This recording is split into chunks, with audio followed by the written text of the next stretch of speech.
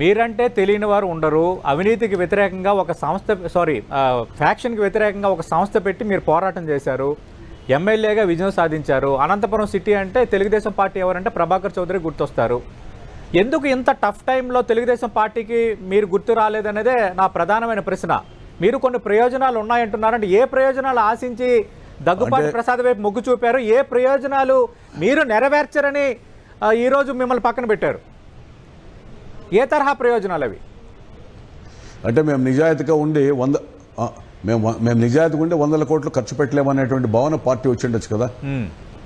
వ్యాపారస్తులైతే 100 కోట్లు వ్యయం చేసి ఎన్నికల్లో నిలబడతానటువంటిది. అంటే ఒకటి సతీష్ గారు, నాకు నా ఆలోచనకి నేను రిలైజ్ అయినది ఏంటంటే, రాజకీయాల్లో సర్వీస్ కోసం రాజకీయాల్లోకి వచ్చే వ్యక్తుల కంటే రాజకీయాన్ని వ్యాపారం చేసుకుని వ్యాపారాన్ని రాజకీయంగా మార్చుకున్న వ్యక్తులైతేనే భవిష్యత్తులో రాజకీయాల్లో సర్వైవ్ అవుతారేమో.